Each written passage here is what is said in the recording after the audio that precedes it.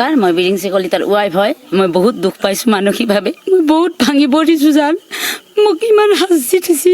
আজি যদি এজনী মাইকী মাতে মোক কালি এজনী নামাতা হয়, মই বহুত দুখ লাগছি। মোৰ দৰ্জীয়ে কাপোৰ নিচিলোৱা হৈছে, মোক মানুহে নামাতা হৈছে। মোৰ ছোৱালীজনী স্কুলত গ'লে তাতে ঠাট্টা বিদ্ৰোহ হৈছে। ইমানকৈ আৰু মই চলিব নোৱাৰোঁ ছাৰ।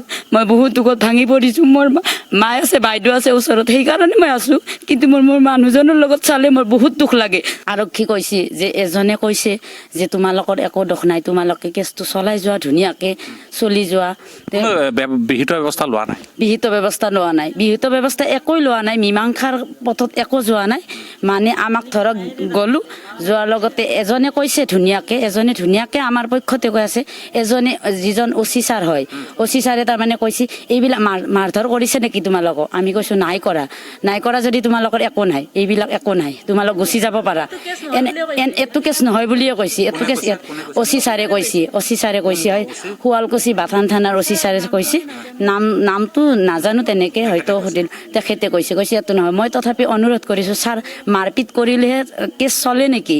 ছাৰ মাৰপিট কৰিলে কেছ চলে নেকি? সেনেকৈ কওঁতে কৈছে নাই নাই নাই, এইবিলাক মই ক'ব নোৱাৰোঁ। সেনেকৈ কোৱাৰ পিছত মই মানসিকভাৱে ভাঙি পৰি মই কান্দি কান্দি গুচি আহিছোঁ থানাৰ পৰা।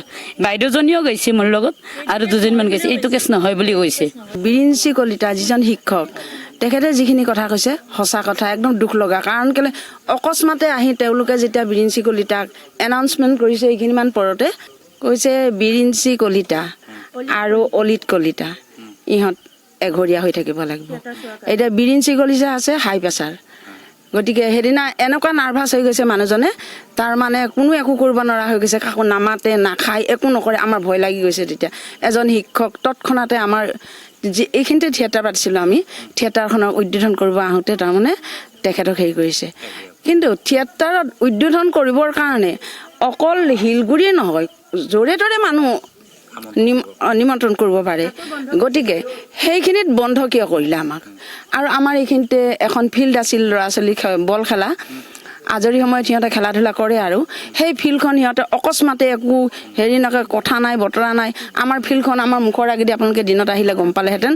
কিন্তু গোটেই হাল বাই উৎপাত সিহঁতে। নহয়, থিয়েটাৰখন ছাৰ পাতিছে, পাতোতে মানে মানুহ কি আলাগ কৰিব লাগে বুলি কি নিয়ম আছে নেকি? এই কি সমাজৰ নিয়ম নেকি? আইন যদি কিবা আছে যে থিয়েটাৰ চালে আইন আছে যে থিয়েটাৰ চোৱা বন্ধ, সেনেকুৱা কৰিব লাগিব তেনেকৈ হ'লে।